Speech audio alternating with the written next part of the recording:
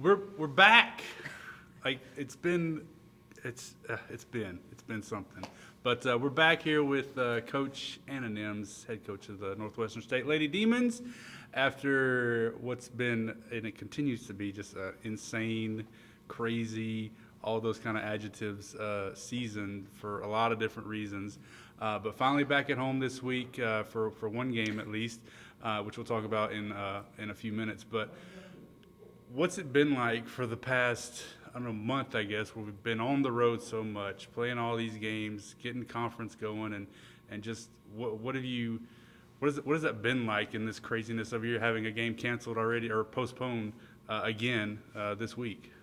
There really are no words. I think at the end of the day, this first year, this first season, will leave me a lot of stories to tell down the road, some that will probably be quite unbelievable to whomever I may tell down the road.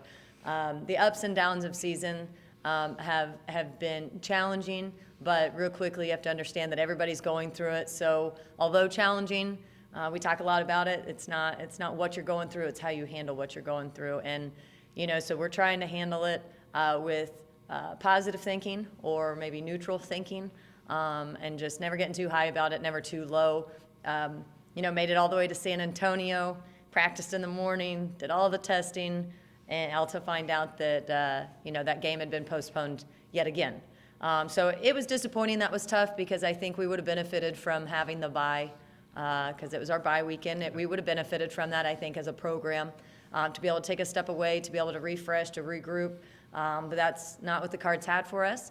So we made it to San Antonio, all for it to get postponed, and it is what it is. Yeah. And I think trying to rationalize it or come up with anything other than it is what it is, would just be kind of silly at this point. But like I said, and like you said, it's crazy, but everybody's going through crazy. And I think the programs that can do their best to maintain a positive outlook on it, be grateful for the games that we are getting, and understand that there's going to be some more ups and downs regardless of where we're at and how many we've gone through. It's not going to stop, and it's only probably going to continue to hit road bumps and detours and so on and so forth. So it is what it is. Yeah. That's really the best way I think anybody can describe this.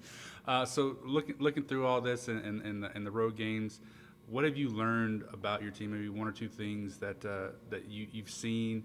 I know we talk a lot about growth and what you want to see, the process and all that, but through this first stretch and these first three conference games specifically, what have you seen from the girls? I think, they genuinely have gotten better. I think there's been game in and game out. I think there's been a few extra positives, and I understand that someone may be listening and wondering, well, really, you're 0-3 in conference, so how many positives? But it's not about 0-3. It's not about a record. It's got to be about celebrating our small victories. And I think that we had only been playing one quarter of basketball, and typically in the third quarter. In this past game there against Nichols, we were able to play in the first quarter. And so happy that we lost by 30? No. Happy about being 0-3? No, but I think there's small victories that for our program we have to continue to focus on. For our girls, I think having the mindset that instead of maybe the woe is me and being 0-3, there's 4 other teams in our conference that are right there with us. So instead of feeling like, man, our ship is sinking and this is bad, why not be the team that takes those last 3 games, grows from the opportunity that we're playing a lot of sophomore and freshmen, use it as a growth. It takes one game to go from here to middle. And so what we were trying to focus on is you win one game, let's say season ends. Well, holy cow, you just made the tournament. And so just having a different approach to it. We're 0-3, we all know it. We're 0-8, we all know it. But I think that the girls are doing a good job of showing up every single day. And that's tough on kids. It's tough on coaches. It's tough to show up every day and try to put in more work. And as a staff, that's something we're dedicated to. Nobody's successful by doing less. And so we're just going to keep on putting in the hours, keep trying to figure out new things. But as far as the girls go, I really do think that we've seen growth. It has not impacted winning. But like I said, we're trying to celebrate the small victories. And soon enough, you get enough small victories. We're praying that turns into a win. So that's where we're at. You mentioned playing a lot of freshmen, sophomores, specifically two come to mind: Aaron Harris, Osha Cummings. Aaron's leading the conference true freshman wise in minutes a game. Osha's right there behind her, 20, 26, 27 minutes a game. Talk about their contributions so far and just maybe their growth specifically, because like I said, they're true freshmen. They're gonna make mistakes. You're gonna have to live with those mistakes, but you hope that they continue to get better and grow from those mistakes. Absolutely. We talked to them a lot about, you have an opportunity that most freshmen in the United States do not have. Anybody playing, whether you're a JUCO player, an NAIA player, D2, D1, D3, what have you, most freshmen are not earning the same amount of minutes. So instead of focusing on the negative, why don't you capitalize on that? And I think those two young ladies are doing a very good job. Now they're freshmen, and so like you said, you live with their mistakes. But what we also talked about is at this point, you have more minutes under your belt than most kids going into their sophomore year. So this tagline of, which you're a freshman, that's freshman mistake. Your minutes don't make you a freshman anymore. And so although they are freshmen and we're going to live with some of those rush shots, the shots that were good in high school because you might have been the only scorer on your team, trying to play through the situation, trying to make that next level pass to advance your game. But that will come with time. So one of the things that we're really trying to hone in is just how they handle the adversity.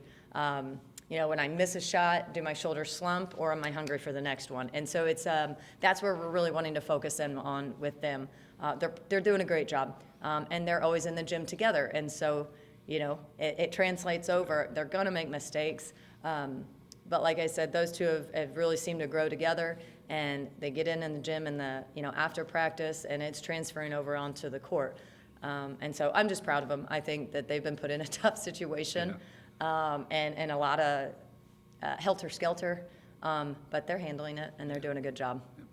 Moving into this week, like we mentioned earlier, we got the home game against Stephen F. on tomorrow, Wednesday, and then what day is it? Yeah, exactly. Back on the road again towards the back end of the week. We play Southeastern, but just real quick, it's got to feel at least a little, maybe a breath to be able to play at home for the first time in a month. It is. I sure wish we weren't taking on number one for that first game. Here's Stephen F. Yeah. So it's a double-edged sword there. No, but I'm happy for our girls to be able to be in class and to not be taken out of class, to get on the road, to have to stay in a hotel. I'm happy that they get to sleep in their own beds and just try to take a deep breath this week. Obviously, SFA is an incredible ball club. Coach Kellogg has those girls playing already 40 minutes. They knocked off Power 5 schools. They've knocked off some top-tier not quite Power 5, but top-tier D1 programs, and they're putting up 100 on almost all conference opponents. So am I excited for them to come? Yeah, why not? But it's an opportunity. I mean, every day you see an underdog take on, the best of the best. And for the Southland Conference, SFA is one of the best of the best. And so to us, we have to find a way to let the girls know it's an opportunity. We have everything to gain. We have nothing to lose. And so we need to play that way. They are going to full court press us. Majority of games right now, a lot of people aren't even getting it past half. And if you get it past half, they're going to drop into a high pressure 2-3 zone that they do a great job in. And we're going to scout it and we're going to practice it today. But like I've said multiple times, I just want them to play to the best of their ability. Play with poise. And when you play a team that's going to full court pressure for an entire game and fall back into that high pressure zone, you're going to have poise. They're averaging, forcing 30 turnovers. Well, as we know, we're doing that same thing against teams that aren't full court pressuring us. So just trying to grow in a positive way and not focus in on the fact that they're number one and we're not, but mostly that it's an opportunity. We have nothing to lose. Play as such. Compete at the highest level possible. And let's go make some noise.